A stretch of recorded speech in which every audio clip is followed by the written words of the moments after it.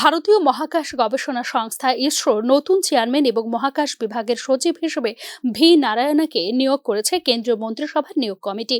বর্তমানে তিনি কেরালার ভেলিয়ালামা স্থিত ইসরোর অন্যতম প্রধান কেন্দ্র এলপিএসসিএ পরিচালক হিসেবে নিযুক্ত রয়েছেন। 1984 সালে তিনি ইসরোতে যোগদান করেছিলেন। তিনি একজন বিশিষ্ট বিজ্ঞানী যার 40 বছরের রকেট মহাকাশ চালনার অভিজ্ঞতা রয়েছে।